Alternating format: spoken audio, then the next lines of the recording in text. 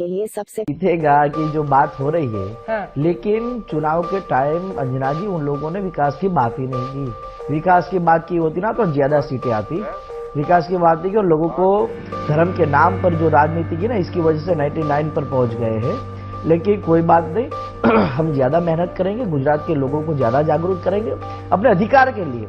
और आपका मुझे याद है वो हयात होटल में आपने जब इंटरव्यू किया था, आपने कहा था हार्दिक किसी को हराने के लिए मत लड़ो। मैं अभी भी कहता हूँ अंजना जी, हम जीतने के लिए और गुजरात की जनता को जिताने के लिए लड़ रहे हैं।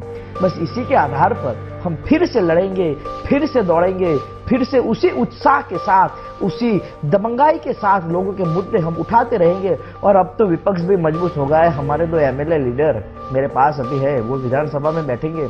मुझे क्या दिक्कत है, मुझे जो भी बात सरकार से कहनी होगी मैं इन दो लीडरों को कह दूंगा, वो विधानसभा में बड़ी मजबूताई से उठाते रहेंगे। अल्पेश, आपकी पार्टी ने तो विकास को पागल करार दे दिया था। वो कह रहे हैं बहुत बड़े दोषी हैं आप लोग गुजरात में। देखिए अन्ना जी, विकास के मुद्दे पे इलेक्शन नहीं लड़ा गया। भाजपा ने ध्यान भटकाने के लिए अलग अलग इश्यूज उठाए। गुजरात के विकास के मॉडल पे अगर विकास के नाम पे इलेक्शन लड़ा जाता तो 125 से ज्यादा कांग्रेस पार्टी इलेक्शन सीटें जीत जाती। पर विकास के मुद्दे पे नहीं लड़ा। उन्होंने जाति धर्म के नाम पे बांटने की राजनीति की, कांग्रेस से जोड़ने की राजनीति की। इन्होंने नफरत की राजनीति की, कांग्रेस से प्यार की राजनीति की। इन्होंने डर और लालच की राजनीति की, गुजरात में कांग्रेस से जोड़ने की राजनीति की। जिग्नेश वो तो कहते हैं ऊंचू गुजरात ऊंचू विकास जा सकता है, उसको हराया नहीं जा सकता।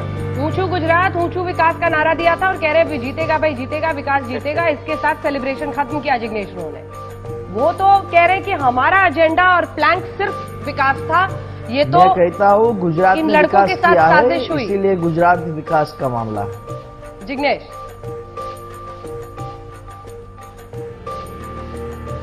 अरे 150 सीटों पर से उनका घमंड उतर गया और 99 पे आ गए। ये भी बहुत बड़ी मोरल विक्ट्री। 99 पे आ गए और मोदी जी के पास अब कोई कहने को कंटेंट ही नहीं बचा है। और 46 से 83 पे आ गए। मानसिक तौर से बूढ़े हो गए।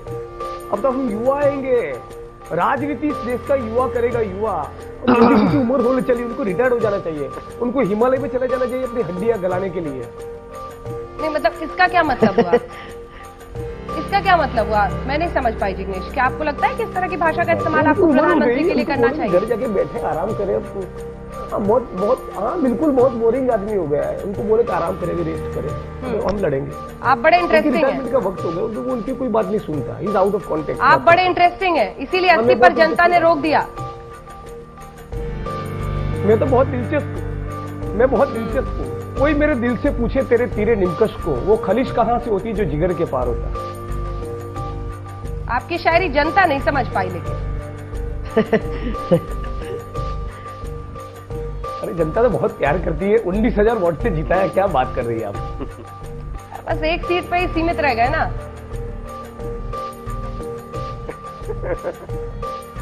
अरे एक सीट से शुरुआत पहुंच गए हम लोग। थोड़े से चूक गए। थोड़े से चूक ही राजनीति में बहुत बड़ी चूक होती है, क्योंकि राजनीति में जो जीता वही सिकंदर। नहीं अब ठीक है, लड़िए लेकिन अब 2019 के लिए तैयार हो जाइए, तीनों मिलकर लड़ेंगे हम। हाँ, अब ये आया मुद्दे का सवाल। 2019 हार्दिक पटेल, देखिए आप तीनों सामने हैं।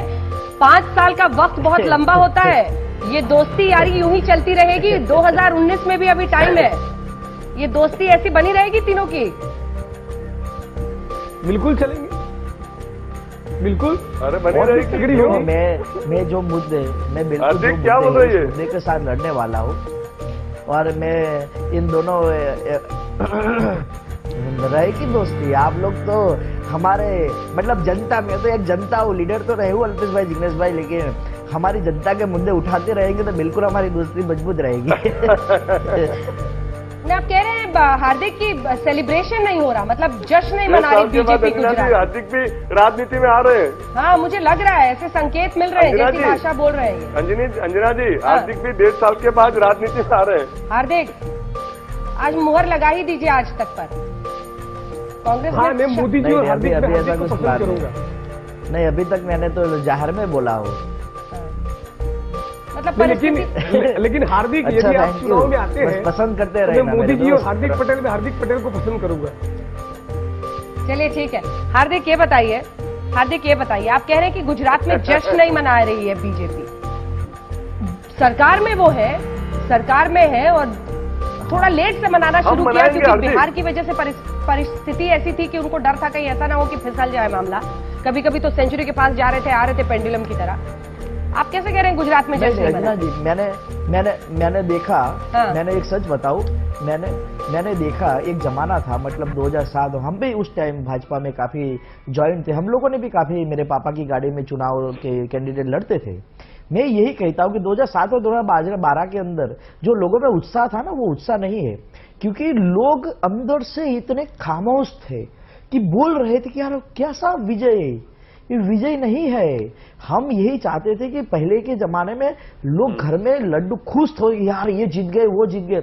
ऐसा कहीं मैं पूरी रात कल जगा हूं, मैं पूरी रात गुजरात में घुमा हूं, क्योंकि मुझे मेरे दोस्तों से मिलना था कल।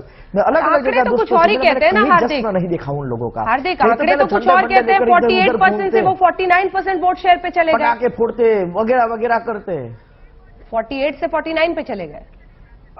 हार्दिक देखो, एक बात का कि दिल्लियों को होना चाहिए, जो वो 51 प्लस की बात कर रहे थे वो 99 पे आ गए। उनके गुब्बारी की एक हवा निकाल दी, 151 बोलने वाले को 99 पे ला दिया। ये भी तो हम लोगों की अल्पेश भाई, आप एक हवा निकाल दी गुब्बारे में से। 99 पर आप लोग खुश होंगे? अरे अल्पेश, तब तो आप क्रेडिट दे दीजिए हार्दिक को, आप तो सारा क्रेडिट राहुल गांधी को दे रहे हैं। अल्पेश, तब तो थोड़ा क्रेडिट हार्दिक पटेल को दे दीजिए, आप तो सारा क्रेडिट राहुल गांधी को दे रहे हैं।